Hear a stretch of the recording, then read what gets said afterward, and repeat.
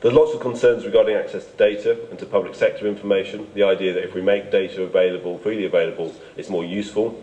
The great example of that is the Human Genome Project, where the human genome was made freely available, and we're building on that and finding great advances in medicine.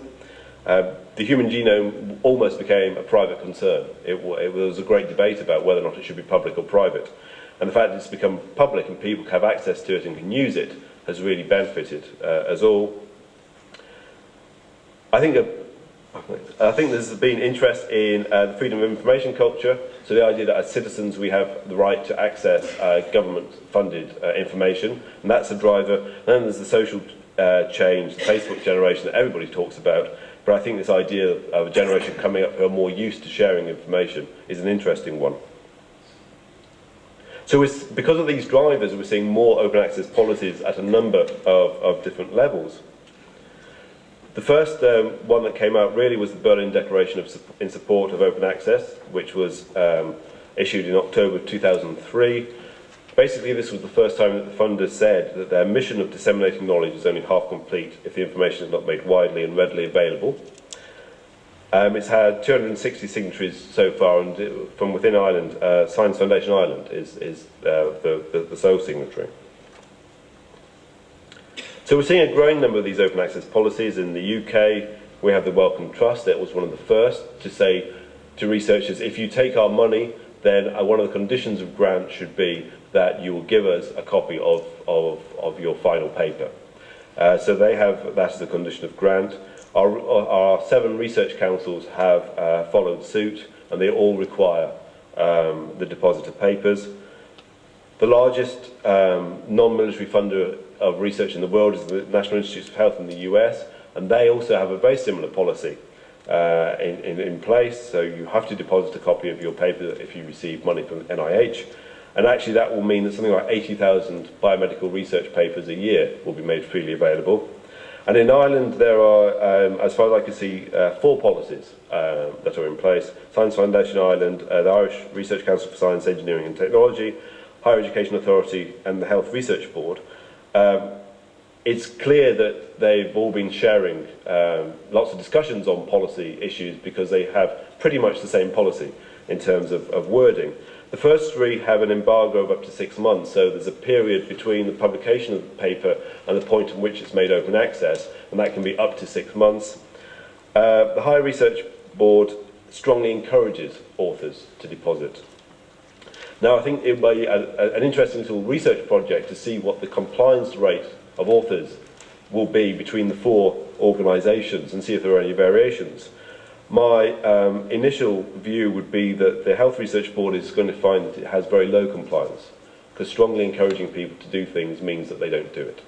Asking them to do it, telling them to do it, means that they tend to. So I think that, though I welcome the Health Research Board's the fact they have a policy, I think they're going to have to strengthen it if they're going to actually see the benefits of open access in the future. The European Commission has become very interested in open access, and it has a pilot project launched last year that about 20% of the projects from the FP7, the framework programme, that it funds have to be made open access. Very similar sort of terms and conditions to the ones that we've seen in the previous slides.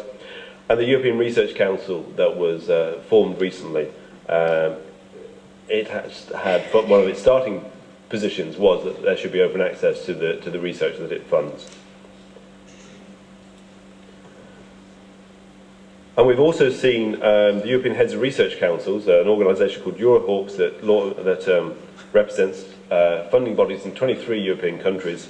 They've come out with a set of recommendations to all of those funding bodies, saying that the funding bodies should have open access policies in place.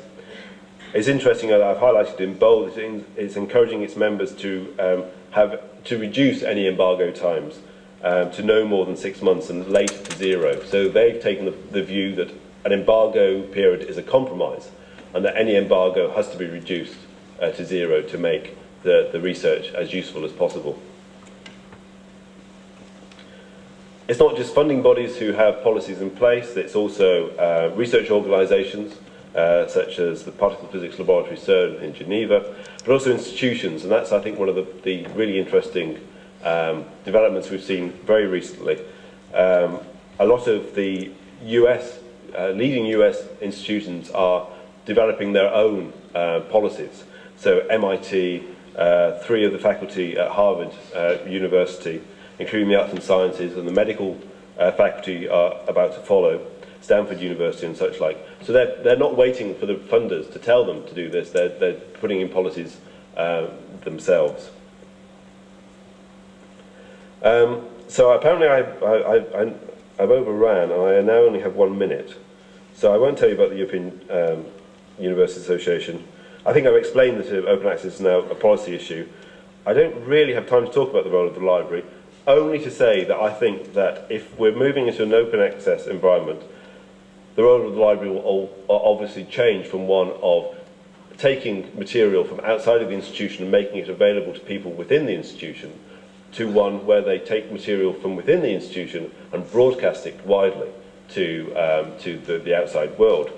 So one of the roles of the library in an open access environment should be to maximise the dissemination of authors' works,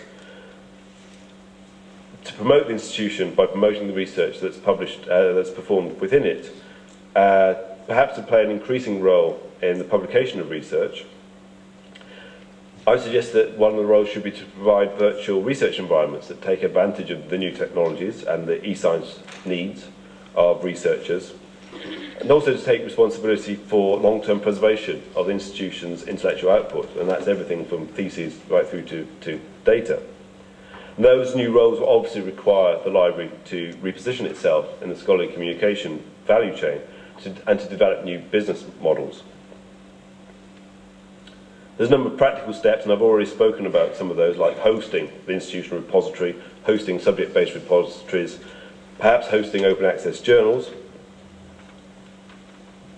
Some libraries are becoming the holders of journal publishing fees, so they're setting up funds so that authors can come to the library and say, well, we're publishing in this journal, there's a publication charge, we want to have access to the fund for that.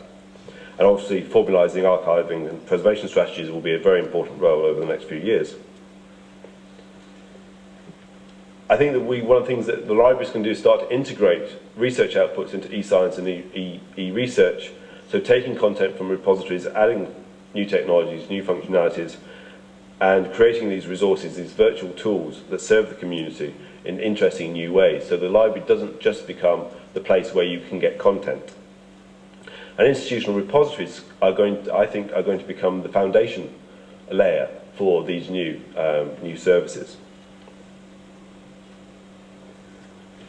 So we're definitely seeing a changing environment in which open access is becoming more accepted and more prevalent. I like this quote that came from 1878, long before the internet, long before anybody's thought about open access. It was from Daniel Colt Gilman, who was the first president of Johns Hopkins University in the States. And he was talking at that time about the university press, but what I think he said at that point really resonates very strongly with the sort of situation that we're looking at now in open access. And he said it's one of the noblest duties of a university to advance knowledge and to diffuse it not merely amongst those who can attend the daily lectures, but far and wide. That's the That's the opportunity that we now have through open access, through institutional repositories and open access journals, to take the research that is done within our own institutions and to diffuse it far and wide. And that's really what the first sentence of the Budapest Open Access Initiative encapsulated, where it spoke about the old tradition of peer review between scholars and new technology have converged to make possible an unprecedented public good. I think in these times of economic turmoil, we have a responsibility to make clear that the provision of access to information is an unprecedented public good. It's something that is going to have value to help us get out of these economic difficulties. And I think that we have a responsibility to make clear that open access is part of the answer to the solution of the problems that we have at the moment. Thanks very much.